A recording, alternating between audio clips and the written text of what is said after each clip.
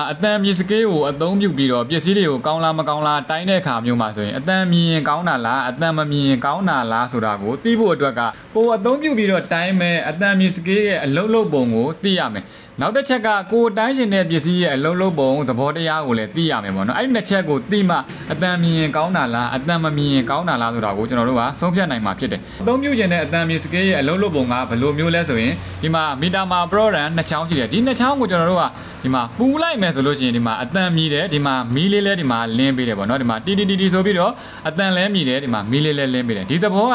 ဒီမှာဒီနှစ်ချောင်းကိုပူလိုက်တယ်ဆိုတာကဒီမှာဒီနှစ်ချောင်းက connection ရှိသွားတာเนาะ connection ရှိသွားတဲ့အခါမှာအတန်မြည်တယ်ဒီမှာမီးလင်းတယ်ပေါ့နော်အဲ့တော့ကျွန်တော်တို့ကဒီစကေးဟာဒီ product နှစ်ခုကနှစ်ချောင်းပူလိုက်တဲ့အခါမှာဆိုရင်ဒါအဆက်အသွယ်ရှိသွားပြီးတော့အတန်မြည်တယ်ဆိုတာကိုကျွန်တော်တို့ကသိရမယ်เนาะနောက်တစ်ချက်ကကိုတိုင်းကျင်တဲ့ပစ္စည်းကိုတိုင်းကျင်တဲ့ပစ္စည်းကဥပမာကျိုးတစ်ချောင်းကိုကောင်းလားမကောင်းလားတိုင်းကျင်တယ်ဆိုလို့ရှိရင်အဲ့ဒီကျိုးတစ်ချောင်းကကျိုးတစ်ချောင်းရဲ့အလုပ်လုပ်ပုံကဒါ connection ရှိရမယ်အဆက်အသွယ်ရှိရမယ်เนาะအဆက်အသွယ်မရှိဘူးဆိုရင်မကောင်းဘူးအဆက်အသွယ်ရှိရဲဆိုရင်ကောင်းတယ်ဒါသူ့ရဲ့အလုပ်လုပ်ပုံသဘောတရားအဲ့တော့အဲ့ဒီကျိုးကိုကျွန်တော်တို့ကတိုင်းလိုက်တဲ့အခါမျိုးမှာဆိုလို့ရှိရင်ဒါအတန်မြည်တယ်ဆိုရင်အဲ့ဒီကျိုးဟာကောင်းတယ်အတန်မမြည်ဘူးဆိုရင်အဲ့ဒီကျိုးဟာမကောင်းဘူးအဲ့လိုမှမဟုတ်ဘူးကိုတိုင်းတဲ့ပစ္စည်းက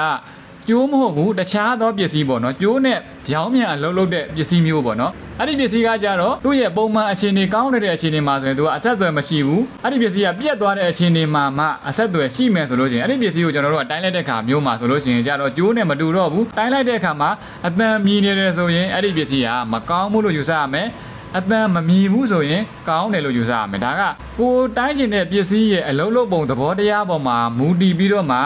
အတန်မြင်ကောင်းတာလားအတန်မမြင်ကောင်းတာလားဆိုတာကဆုံးဖြတ်ရမှာဖြစ်တယ်အဲ့လိုမဟုတ်ဘဲနဲ့အတန်မြင်ကောင်းတယ်အတန်မမြင်မကောင်းဘူးဆိုပြီးတော့လည်းပုံသေးတတ်မှတ်ထားလို့မရဘူးကိုတိုင်းကျင်တဲ့ function ရဲ့အလုံးလုံးပုံသိရမယ်ပြီးရင်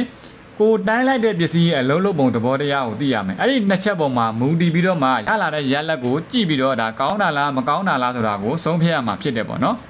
ကျွန်တော်အခုပြပေးတဲ့ဒီမီတာလေးကတော့ဒါဈေးနှုန်းအပြင်လည်းသက်သာတယ် quality လည်းကောင်းတယ် function လည်းစုံတဲ့ဒီမှာ